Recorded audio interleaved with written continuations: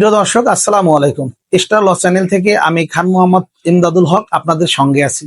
আজকের ক্লাসের আলোচ্য বিষয় ১ নং খতিয়ান কি, খাস খতিয়ান কি ও জমি কিভাবে খাস হয়। প্রিয় দর্শক, কালেক্টরের নামে ১ নাম্বার খতিয়ানেই হচ্ছে খাস খতিয়ান। ভূমি অফিসে ৮ নং রেজিস্টারে যে জমিগুলো অন্তর্ভুক্ত থাকে তাকেই খাস সম্পত্তি বলে।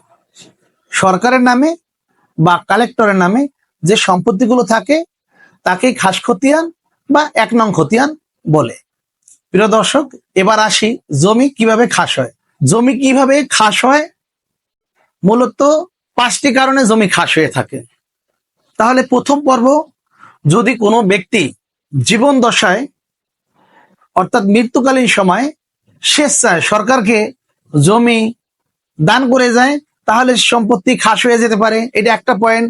দ্বিতীয় পয়েন্ট হলো, উক্ত ব্যক্তি যদি ওয়ারিশগণকে না জানাইয়া মৃত্যুবরণ করে আর তারা যদি ওই উক্ত জমিতে অনাবাদি ফেলে রেখে ৩ থেকে ৫ বছর, তাহলে জমিটা খাস হতে পারে। ৩ নম্বর পয়েন্ট, কোনো জমি যদি নদীর ভাঙন কবলে পড়ে ওই সম্পত্তিটি পুনরায় আবার জেগে ওঠে, তাহলে সে সম্পত্তিরও খাস হিসেবে গণ্য হতে পারে। ৪ নম্বর পয়েন্ট, আপনি যদি এক নাগাদ ৩ বছর পর্যন্ত জমির কোনো খাজনা প্রদান সরকারকে না করেন, তাহলে সম্পত্তি খাস হতে পারে।